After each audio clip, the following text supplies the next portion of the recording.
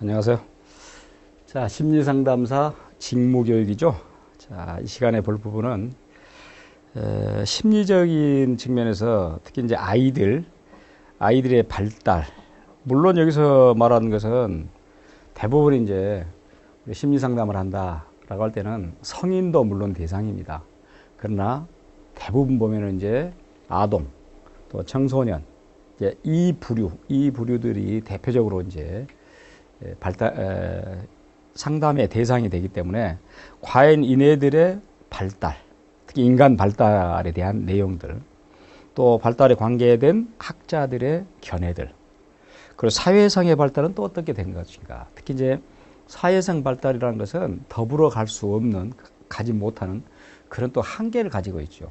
자, 그래서 그런 부분하고 또 인간 행동 자체가 어떻게 형성되고 인간 행동이 사회 인지와 더불어서 어떻게 가는 것이냐. 또 잘못된 인간 행동은 어떤 부분에 귀인해서 원인을 되돌려 살펴볼 것이냐. 그리고 친교적인 그런 관계들, 사회적인 행동들이죠. 이런 친사회적인 행동이랄지 반사회적 행동, 또 태도, 동조, 순종 이런 부분. 그래서 우리가 이 시간에 이제 볼 부분은 발달 심리랄지 발달 심리하고 사회 행동 이 두 분야에 가지고 살펴보겠습니다. 역시 이것도 이제 여러분이 실제 상담함에 있어서는 굉장히 중요하죠. 그 상담 대상, 아동이나 청소년이 어떤 발달 단계를 거쳐서 그 당시에 심리 변화 또 발달 심리 어떤 것이 제대로 작동이 됐는가 안 됐는가 이제 그런 것을 따져봐야 되겠죠. 그래서 인간 발달에 대한 과학적 접근이라, 물론 이제 과학적 접근이라는 것은 어떤 의미가 되냐면은 일단은 인간 발달이라는 것이 과연 어떤 한 가지 측면에서 이루어지냐. 예컨대 유전적인 측면에서만 이루어질까? 아니면 환경적인 측면에서만 이루어질까? 늘상 여러분들 이제 우리 발달을 이야기할 때는 어떻게 말합니까? 사실은 이제 가장 결정적인 발달은 유전과 환경과의 역할이라 그래요. 유전과 환경과. 물론 그 대목에 대해서 지금까지 많은 학자들이 다투었습니다. 과연 발달이라는 것은 유전이냐, 유전적인 것 요소에 영향을 받냐, 아니면은 환경적인 요소에 영향을 받냐, 발달은. 자, 유전적이라는 것은 선천적이죠.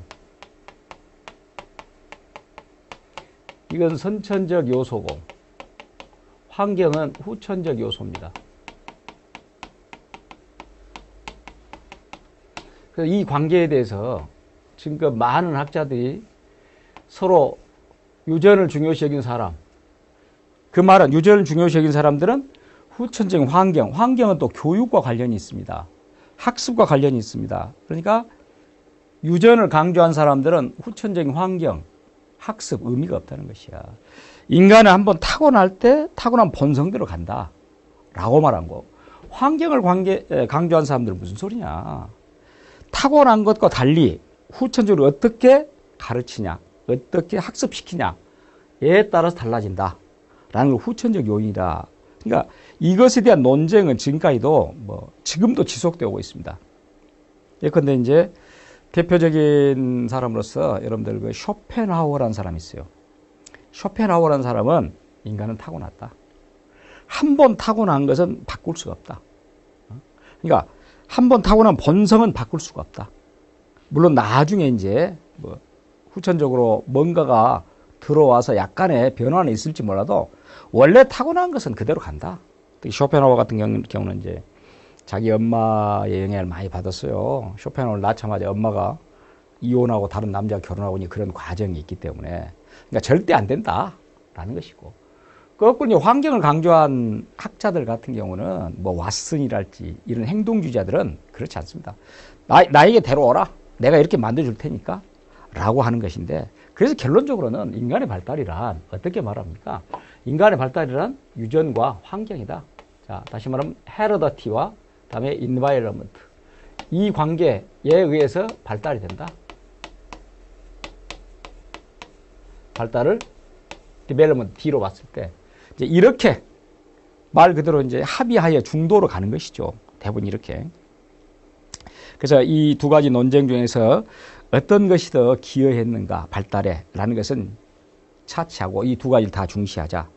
그런데 요즘에 들어서는 이제 발달에 대해서 우리가 어떤 접근할 때 이 유전과 환경의 상호작용도 이야기합니다만은 최근에는 사회 문화적인 맥락 이것도 굉장히 중요시 여겨요.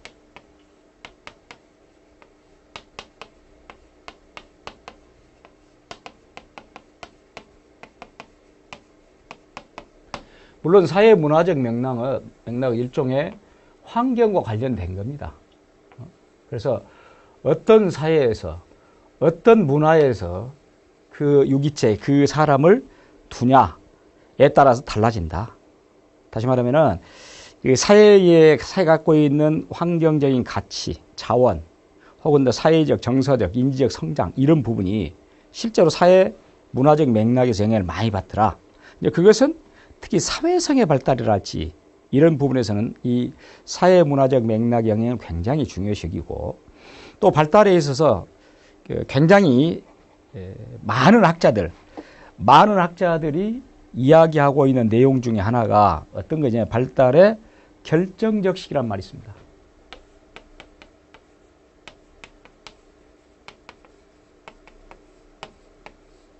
민감한 시기, 결정적 시기라고 말하는데 영어로는 critical period라고 말해요. 대부분의 이 결정적 시기를 주로 초기 경험의 중요성이라 이렇게 이제 말할 수 있는데 로렌츠의 각인 이론을 한번 이야기해 보자면은 자 로렌츠라는 사람이 들고 나온 로렌츠의 임프린팅이라 해서 각인이란 말은 색일각자를 쓰죠. 각인 도장처럼 새긴다. 영어로 임프린팅 이렇게 말하는데 각인 이론을 이해할 것 같으면은 이런 내용이 나옵니다. 로렌츠는 특히 거위, 동물의 거위, 닭, 거위죠, 오리, 거위 실험을 했는데 어떤 실험을 했냐. 로렌츠가 이 거위가 막 부화돼가지고 그 어미 거위를 그 부화된 새끼 거위에 붙여준 게 아니라 어미 거위를 따로 유리시켜 놓고 분리시켜 놓고 로렌츠 자신이 로렌츠 본인이 어미가 된 것이에요. 그러니까 로렌츠 본인이 그 새끼 거위들에게 먹이를 주고 물을 주고 계속 하는 것입니다. 그럼 그렇게 되면 이제 그 새끼 거위들 머릿속에 로렌츠가 우리 엄마인가 보다. 로렌츠가 우리 엄마야. 왜? 먹이도 주고 또 물도 주고 계속 하니까. 그래서 로렌츠가 그 새끼 거위들 머릿속에 각인 새겨져 버렸습니다. 임프린팅 돼 버렸어요. 나중에 어미 거위를 한번 풀어놔봤습니다. 그 새끼 거위들에게. 그래서 로렌츠도 같이 있고. 근데 그 새끼 거위들이 어미 거위를 따라다닌 게 아니라 로렌츠를 따라다닙니다. 이미 로렌츠가 자기 엄마다라고 각인돼 버렸다니까. 바로 결정적 시기, 그걸 결정시기라 그래요. 프로이드는 결정적 시기를 3세에서 5세 뒤에 나오겠습니다만은 3세, 5세를 남근기라 그럽니다. 그래서 성격은 3세에서 5세의 남근기에 다 결정돼 버린다. 라고 프로이드는 성격 결정에서 남근기를 결정적 시기라고 했습니다. 대부분 이렇게 이제 이 특히 아동기의 어떤 정서적인 부분과 연결시켜서 대부분의 학자들은 발달에 있어서 결정적 시기 또는 민감한 시기 이렇게 이야기할 때는 초기. 그래서 우리 인간은 블루미널 학자는 지능 발달에 있어서 유아기 때 지능 발달이 거의 70% 이상 되고 다음에 12, 13세가 되면은 거의 90%까지 지능이 끝나버린다. 라고. 성격도 마찬가지고.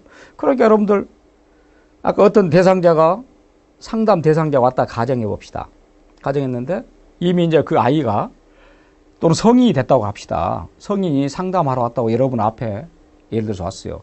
근데 성격적인 부분하고 지능적인 부분 여러 가지를 봤어요. 그랬을 때 적어도 이런 결정적 시기라는 걸 알았다면은 이런 말은 못 쓰겠죠. 성격 좀 바꿔야 되겠네. 또 지능 발달 시켜야 되겠네. 이런 얘기는 못 하겠죠. 그리고 맞지도 않습니다. 저는 그래서 그런 얘기를 해요. 이 성이 20세가 이상이 되면은 물론 제가 뭐 상담을 하고 뭐 그런 것보다는 대부분 제가 이렇게 수험생들하고 같이 있다가 보니까 이제 그런 얘기를 하는데 그런 경우는 저는 그런 얘기를 해요. 지금 현재 나이에서는 머리를 막 지능 발달시키고 그런 건 아니다. 지금 나이는 기존에 가지고 있는 그 지능을 정교화시키는 단계다. 라고 이야기를 하고 성격도 마찬가지야. 성격도 너 성격 고쳐. 그런 얘기 못해요. 그 뾰족한 성격, 그 모가진 성격을 약간 마모시켜서 깎아서 조금은 둥그렇게 만들 수는 있어요. 근데 그 기본적인 성격은 고칠 수는 없는 것입니다. 그래서 여러분도 마찬가지입니다. 심리 상담사로서 만약에 그런 대상들이 와서 이런 성격적인 부분이랄지 지능적인 부분이랄지 뭐 정서 여러 가지 부분이 있을 때는 아주 정말로 쾌도난마식으로 그걸 고쳐라. 이렇게 저렇게 해라. 안 된다는 것이죠. 이미 결정적 시기를 지났다는 것이에요. 자, 이런 부분이 바로 이제 발달에 있어서 대표를 알아야 될 내용이고, 그다음에 인지 발달과 사고라. 그래서 유아 지각, 지식, 지각, 지식, 지각이라는 것은 대부분 이건 주관적이라 그랬죠. 왜냐하면 감각적으로 찾을 수 있는 것이니까. 물론 이것은 이제 유아기 때는 모든 감각은 어느 정도 갖고 태어난 것입니다. 그래서 아예 삐아제 같은 경우는 태어나서 2세 정도를 감각 동작기라 이런 말을 썼어요. 그 말은 무슨 말이냐면 모든 부분은 감각을 통해서만 안다. 라는 지각이 발달한 부분이니까. 그러다가 어느 정도가 지나게 되면은 형태를 인지하게 됩니다. 형태를 인지해서 이제 그 발달 단계가 계속 바뀌게 되는데, 특히 이제 삐아제 같은 사람은 이 발달 단계를 인지 발달이라는 측면에서 삐아제는 4단계로 들고 나왔어요. 지금 인지 발달 및 사고랄지 유아 지각과 지식의 발달, 지금 이런 부분을 가지고 삐아제 이론을 좀 얘기를 해보자면, 삐아제는 4단계로 들고 나오는데 1단계를 그러기 앞서 제가 이제 삐아제 이야기를 한번 했습니다. 삐아제가 아주 유명하게 된 이유 중에 하나는 스키마. 이걸 쉐마라고 합니다. 쉐마. 스키마, 쉐마. 이 스키마, 쉐마는 우리나라 말로 하면은 인지도식이라고 그래요. 인지도식이라는 것은 인지하여, 대상을 인식하여 그림으로 만들어졌다. 그러니까 우리 머릿속에는 다 수많은 도식들, 수많은 그림들이 지금 들어가 있는 것입니다. 여러분 생각해 보세요. 여러분들이 기억하고 있는 친구, 친지, 여러분들이 기억하고 있는 고향, 어떤 것들 다 머릿속에 뭘로 되어 있습니까?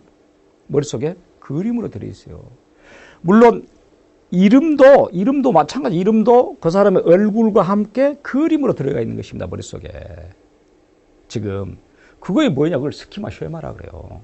그러니까 결국은 이 스키마 쉐마, 이 쉐마가 어떻게 형성되냐? 이 형성된 단계가 4단계더라. 물론 뭐 사람마다 차이는 있겠지만 보통 출생에서부터 2세까지, 이때까지 뭐라고 말하냐면은 감각 동작기.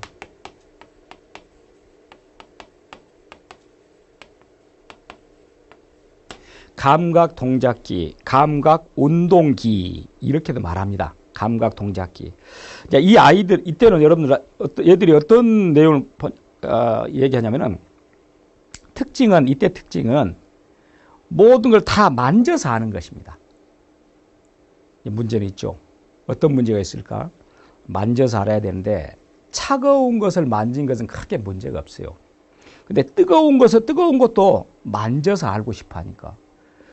예를 들어서 지금 가스 렌지에 가스 불이 타고 있는데 뜨거운지는 몰라. 만져봐야 한다니까. 그럼 결국 만져보면 어떻게 화상을 입지. 사실 이때 화상을 많이 입어요.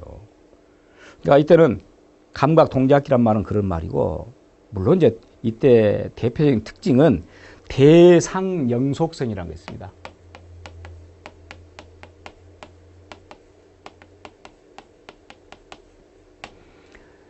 삐아제는 대표적으로 인지심리학에 근간 형태주의 학자니까 지금 삐아제 얘기를 합니다. 대상영속성이란 뭐냐면은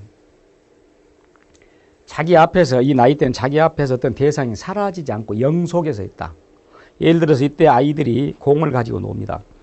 공은 굴러가는 성격을 가지고 있어요. 둥그니까. 그래서 공이 굴러가 버리는데 불구하고 자기 앞에 공이 있는 걸로 알아. 그게 대상영속성이야. 또 이때는 여러분들 주변에서 이때 아이들에게 모빌이란 걸 많이 사가지고 옵니다. 아이에게 주기 위해서. 그럼 모빌을 보고 있어요. 모빌을 떼내보세요. 그래도 계속 보고 있습니다. 왜? 모빌이 아직도 눈앞에 있어. 아직도 사라지지 않고. 이런 것을 대상영속성이라고 말하고, 2단계는 2세에서 7세입니다. 이때를 전조작기라 그러죠. 전조작기.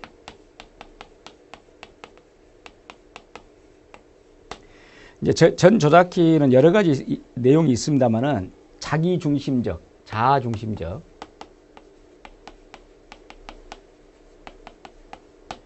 그 다음에 불가역적이라는 것도 있어요. 돌아오지 못합니다. 불가역적.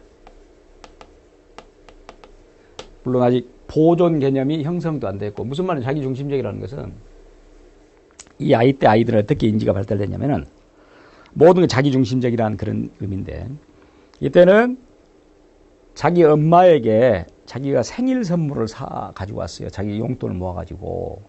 그러면 당연히 어떻게 해야 됩니까? 엄마가 좋아한 걸 사와야지. 근데 지가 좋아한 걸 사와. 왜? 내가 좋아하니까 우리 엄마도 좋아할 것이다 라고 사건 것이야. 자기중심적이다니까. 엄마는 안 좋아하지요. 아이가 좋아하는 것을. 불가역적이라는 것은 뒤로 되돌아가지 못한다는 것이야. 이때는 그러니까 아이들이 집에서 멀리 떨어져 나오면 다시 집으로 못 가. 못 찾아가. 가역이 안 돼. 불가역. 그래서 가장 어린애들 많이 잃어버릴 때가 이때입니다.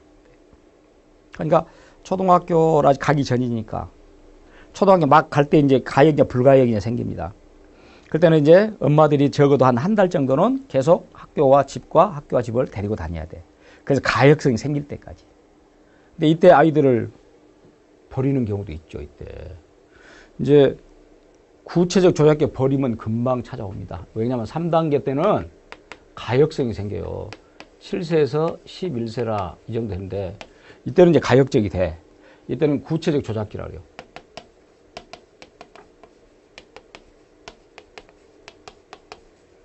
특히 이때는 이제 다른 무엇보다 이제 보존 개념이 형성된다 이런 말 하거든요.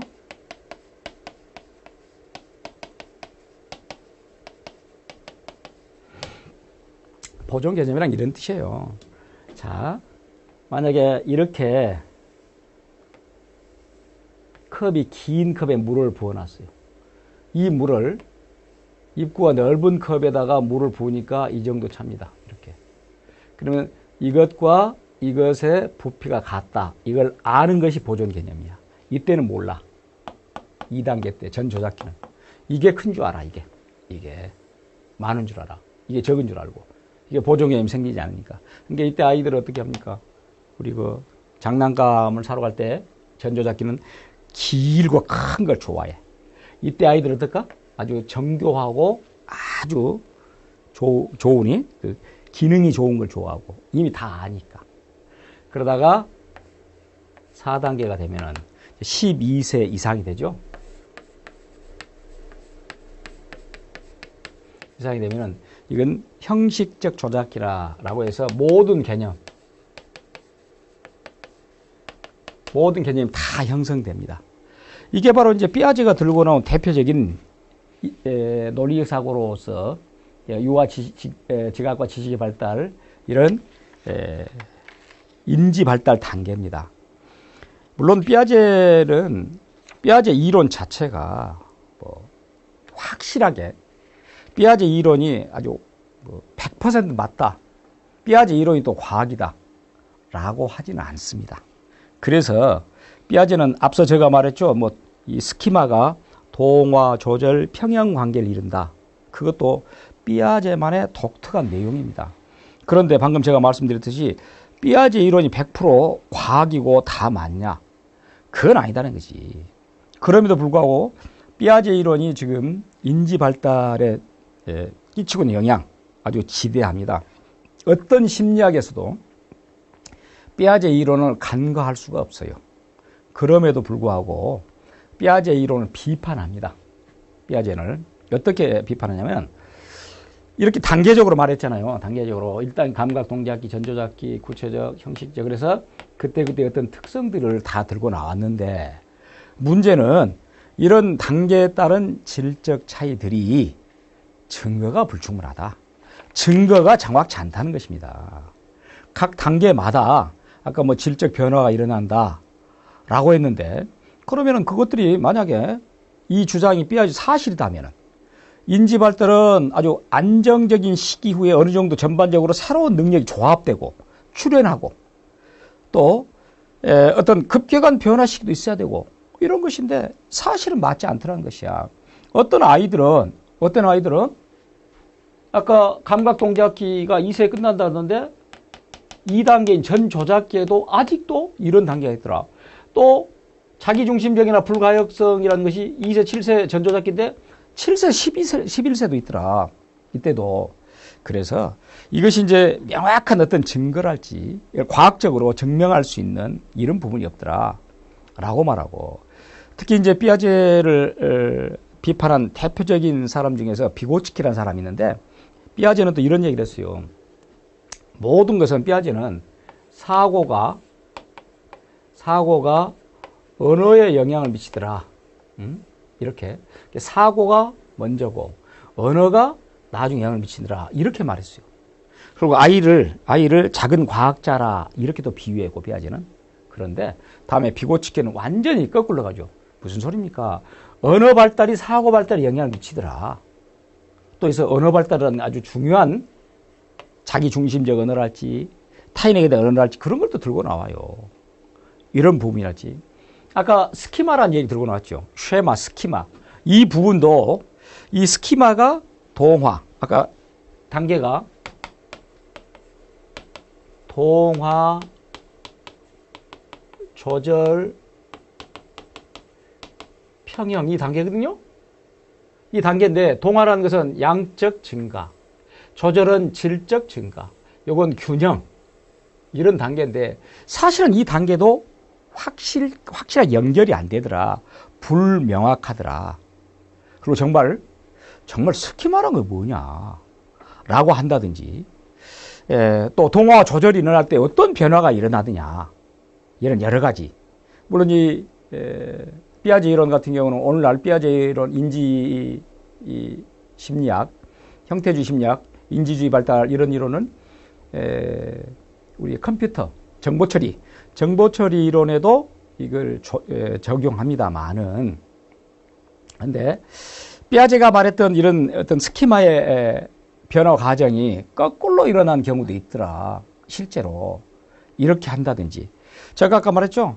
삐아제는 아동이 스스로 어떤 발생론적 인식론이라 해서 아동이 연령이 지나가게 되면은 스스로가 모든 인식을 할 수 있다 라고 했는데, 그걸 역시 또 비고치키는 뭐라 그러냐. 무슨 소리입니까?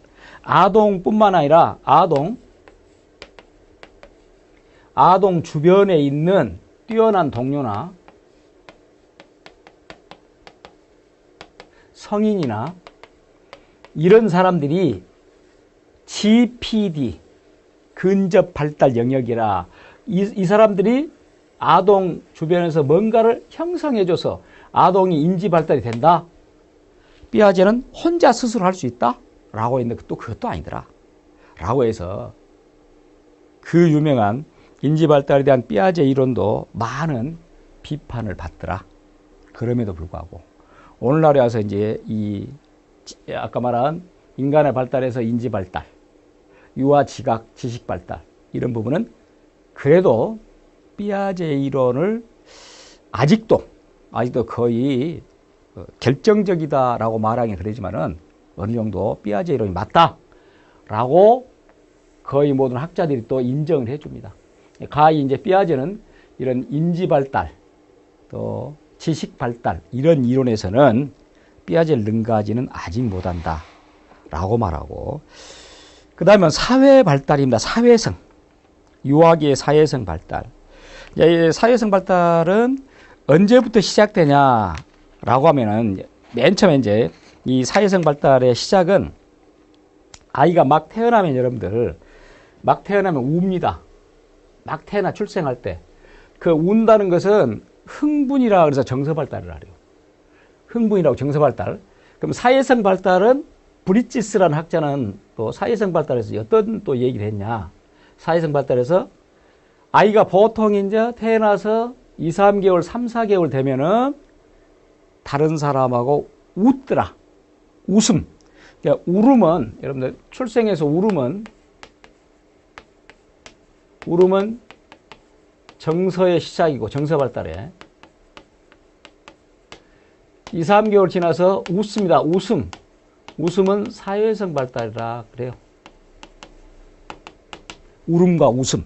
그러니까 인간은 웃음과 울음은 굉장히 중요하죠. 왜? 바로 울음과 웃음 자체가 뭡니까? 자체가 바로 정서와 사회성이니까. 인간은 정서와 사회성 이 자체가 존재하지 않으면은 인간이 아니죠, 사실은. 자, 이런 부분이 이제 사회성 발달, 사회 발달, 뭐 유아기의 애착 행동 이런 부분, 뭐 신체 접촉의 중요성, 뭐 보울비가 들고는 애착 이론 이런 것도 사회성 유아기의 사회성 발달에 중요합니다. 이제 성격 이론 같은 경우는 좀 결정적으로 성격 이론에 대해서는 프로이드의 성격 이론. 지금은 또 프로이드의 성격 이론. 여기 프로이드에게 성격 이론에서 약간 더 이제 추가를 하고 조금 더 거기 수정을 간 에릭슨. 에릭슨이죠? 에릭슨. 에릭슨의 프로이트는 심리 성적 성격을 여기 이 사람은 심리 성적 성격 이론 이렇게 했고, 에릭슨은 뭐라고 했냐? 심리 사회적.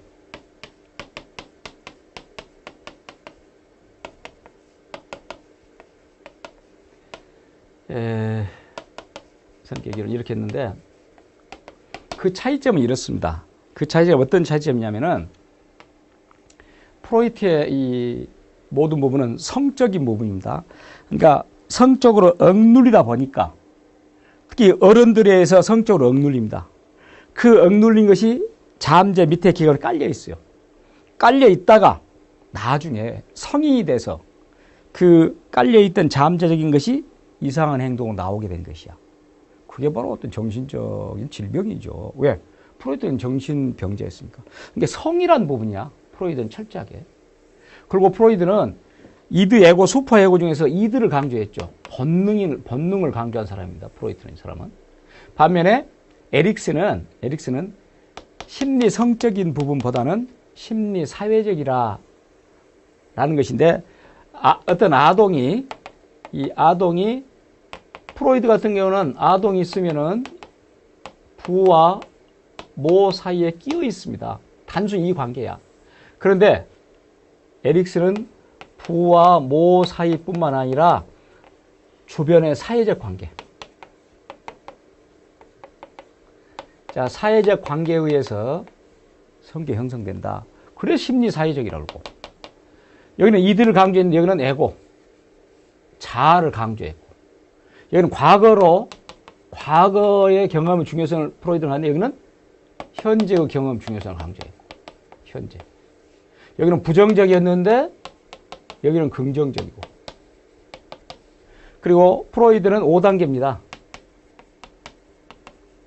5단계, 구강기, 항문기, 남근기, 잠복기, 성기기, 생식기. 근데 여기는 죽을 때까지 8단계죠. 여러모로 이 성격의 형성에 있어서 단계를 프로이드와 에릭슨은 달리 표현했다는 것. 그런 것들이 이제 대표적으로 어떤 이론을 전개함에 있어서 특히 이제 어떤 아이와의 관계 또는 그 상담을 함에 있어서 이런 부분이 많이 적용되겠죠. 사회화 기관이라 그러면 이제 제1차 사회화 기관은 어디겠습니까? 다른 무엇보다도 가족이죠. 맨 먼저 가족이지. 가족이 바로 부모. 부모 영향이 가장 크지요. 이 부모의 양육 방식이랄지 그 부분에서. 그러다가 2차 사회화는 사회화 기관은 학교로 넘어오죠. 학교. 이제 가정에서 학교로, 그리고 다음에 성인이 되면 사회로 넘어오겠죠. 그것이. 또 청소년기는 특히 청소년기에는 자신에 대한 발견. 그걸 자정체감이라고 말하죠. 근데 자정체감이 어떻게 형성되느냐라는 것이 이 청소년기에 가장 중요하다. 특히 에릭슨은 자정체감이라고 해서 특히 청소년기 12, 13세에서 20세 전후까지. 그걸 이제 프로이트로 말하면 성기기, 생식기에 해당되는 시기죠. 이때 나는 누구인가 이 자정체감을 제대로 형성해야 인간 발달이 제대로 한 거지. 그렇지 않으면 결국 뭐 상담의 대상, 당연히 상담을 받아야 될 그런 사람이 될 것이고. 자, 이런 것이 이제 발달 심리에 관계된 것이고, 사회행동. 자, 사회행동. 일단 문제는 사회행동이라는 것은, 인간은 집단 생활합니다. 인간은 사회생활합니다. 인간은 타인과 더불어 살죠. 그렇기 때문에 타인과 어떻게 관계를 맺고, 또 대인관계에서는 어떤 문제를 야기하고, 또 타인과의 이 집단 생활에서는 어떤 행동을 해야 되는가, 이런 부분, 그런 부분도 이제 사회 행동이라는 부분을 살펴본다면은 아주 중요한 차원이죠. 그래서 맨 처음에 인상 형성, 물론 인상 또는 인성도 관계 없습니다만은 인상, 우리가 대부분 그러죠. 첫인상을 굉장히 중요시 여기죠. 자, 딱 보면은, 야, 그 사람 똑똑하게 생겼다? 영리하게 생겼다? 현명하게 생겼다? 성실하게 생겼다? 친절하게 생겼다? 이런 여러 가지 평가가 나눠지죠. 그것이 인상 형성이 어떻게 이루어진 것이냐, 라는 것인데, 물론 그런 것은 100% 맞지는 않아요. 특히 이제 인상 형성에서 아주 우리가 부정적으로 이야기한 것 중에서 헤일로 이펙트라고 있습니다.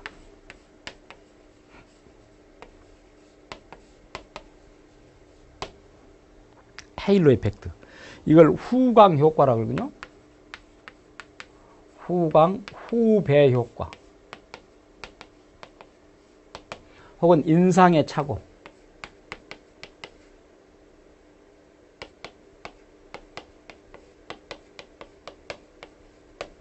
특히 우리나라 사람들은 뭐 다 그런 건 아니겠습니다만은 대부분 우리나라 사람들의 잘못됐다 그럴까 이건 그런 특징 중에 하나가 거의 이제 반점쟁이에요. 그 사람 인상을 보고 또 사실 그 사람을 만나보진 않았지만 얘기를 들었어요. 그 사람의 아버지가 누구단다. 그 사람의 또 가문이 어디 된다. 그 사람은 어느 학교 출신이 단다. 라고 하면은 단번에 다른 거 따지도 묻지도 않고 뭐라고 합니까? 어휴, 그 사람 대단하네.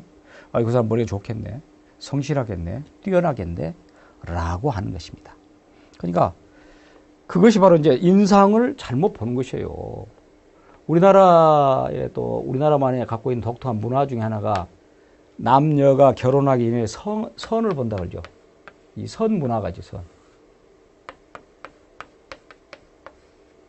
이 선 문화에서 그런 얘기를 하죠. 잘못된 선 문화 중에 대표적인 것이 그런 거 있잖아요. 첫눈에 반했다. 어떻게 인간이 첫눈에 반할 수가 있겠습니까? 그것은 첫눈에 반했다는 것은 외모에 반했다. 그건 동물적인 것입니다. 그것은.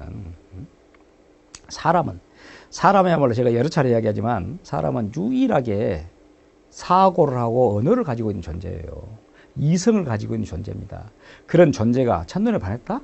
이건 인간 자체를 격화시켜버리지, 동물로. 그런 것이 본능적인 것이니까. 그래서 그게 바로 뭘까? 특히 내가 말한 거의 후광 효과라니까. 인상을 보고 생각한 것이야. 사람은 그렇지 않잖아요. 물론 뭐 전적으로 부정할 수는 없습니다만은 어느 정도의 뭐 인상이 주는 효과는 있겠죠. 그러나 다 그런 건 아니에요. 그러니까 그런 것들이 우리가 사회 행동, 사회 생활하면서 잘못된 착각, 잘못된 효과로 말미암아 타인에 대한 평가를 자기 나름대로 주관적으로 해가지고 상당히 문제가 될 수 있다라는 것. 그러니까 그런 것들이 사람을 겪어봐야 되는 거 아니에요. 근데 사회생활은 서로 친교를 하고 서로 주고받고 하는 과정에서 느끼는 것인데 그런 부분을 자칫 이렇게 형성해가지고 문제가 될 수도 있다는 것이지. 귀인이라는 것은 뭐냐면은 귀인. 만약에 우리가 사회생활 하는 데 있어서 사회생활에 실패를 했다. 또 사회생활에 성공을 했다. 라고 했을 때 성공과 실패의 원인입니다. 사실 귀인은. 어떤 원인에 의해서 사회생활을 잘하냐, 사회행동을 잘하냐, 사회행동을 잘할까, 사회생활을 잘할까. 그래서 귀인이라는 것은 한자로 돌아올 귀자고 원인 인자입니다. 이게 귀인이론인데 뭐 바이는 왜 이러는 사람 들고 나오긴 합니다만, 그러니까 이것은 우리가 분명히는 사회 행동이기 때문에 성공과 실패의 원인 되돌리기, 원인 찾기, 이 정도 보면 되겠죠. 성공과 실패에서 원인은 어떤 부분인가? 아까 말했지만은 여러 가지 이제 요인들이 있습니다. 거기는 뭐 성격도 있고 능력도 있고 동기도 있고 뭐 이런 부분이 있어요. 또 압력도 있고 또 타인도 있고 우연도 있고 이렇게 있습니다. 다른 무엇을 떠나서 귀인이론에서 결정적으로 우리가 어떤 원인을 찾을 때는 다른 무엇보다도 자기의 노력입니다. 노력. 모든 것은 어떻게 사회 행동을 하고 어떻게 사람과 형성을 맺을 것이냐, 이것이 가장 결정적인 원인이에요. 다른 무엇보다도. 그러니까 그래서 이제 성격 형성이 어떻게 됐냐 안 됐냐 중요하고, 중요한 게 아니라 자기가 어떻게 그 원인을 찾아서 타인과의 관계에서 좋은 관계를 형성할 것이냐, 좋은 사회성을 맺을 것이냐라는 것이죠. 그런 것을 자기 나름대로 귀인하에서 결국은 사회적 관계를 성공적으로 갈 수 있어야 된다라는 것이고, 그 다음에 대인관계인데 친교 행동. 친교? 친하게 사귄다라는 친교라고 하죠. 친교 대상자, 친교가 될 수 있는 사람은 어떤 사람 되겠습니까? 뭐 가까이서 자주 만나야 되겠죠. 가까이서 자주 만나야 친해진 것입니다. 또 나름대로 피차 간에 좋은 특성을 가지고 있어야 되겠지. 성격이 있지 뭐 좀 특성도, 호감이랄지 뭐 서로 간에. 또 태도나 기호나 가치관이 비슷해야 되겠지. 서로 간에. 이게 완전히 뭐 서로 취미가 다른데 어떤 사람은 당구를 좋아하고 어떤 사람은 골프를 좋아하는데 서로가 좋아하지 싫어하는 걸 또 가지고 있다면 그지. 뭐 친교 대상자가 아니겠지. 또 우리 항상 그러죠. 서로 친교가 되는 기브 앤 테이크야. 항상 주기만 해도 항상 받기만 해도 안 되는 것이고요. 서로가 또 내가 좋아하는 대상이 그렇게 되는 것이고, 그런 것이 바로 친교 대상의 조건이 되겠고, 그렇게 해야 서로 사회적 행동이 좋은 방향으로 갈 것이고, 반면에 이제 잘못되어 있는, 다시 말하면 친사회적 행동과 반사회적 행동, 이렇게 하면 일단 친사회적 행동, 가장 대표적인 친사회적 행동 그럼 뭐겠습니까? 가장 대표적인 것은 서로 간에 뭔가를 도울 수 있는 도움 행동이 가장 친사회적 행동이 되겠죠. 가장. 그러니까 대인관계에 있어서 어떤 행동을 함에 있어서는 서로가 도울 수 있는 행동을 한다. 그거야말로 가장 친사회적 행동이 될 것이고, 가장 반사회적 행동은 또 뭐겠어요? 공격적인 것이죠. 가장. 그러니까 신체적인 공격이든지 언어적인 공격이든지 사회생활에서 이렇게 공격적인 행동, 이 공격적인 내용을 공격에서 이런 공격적인 내용은 가장 반사회적 행동이라. 그럼 왜 우리 친사회적 행동이야 뭐 좋은 행동이고 그러고 그럼 왜 반사회적 행동이 나올까? 그런 것은 여러 가지 있습니다. 뭐 내가 성가시니까 또 내가 뭘 하려고 했는데 욕구가 좌절되니까 그렇죠? 이제 그런 것들이 충분히 이제 학습의 어떤 기제로 작동하니까 친사회적이냐 반사회적이냐. 사회 영향. 이제 사회 영향이라는 것은 어떤 개인이 혼자 있을 때와 다른 사람 같이 있을 때 서로 달리 행동할 수 있는 것. 그래서 혼자 있을 때 같이 있을 때 하는 것. 뭐 동조나 순종.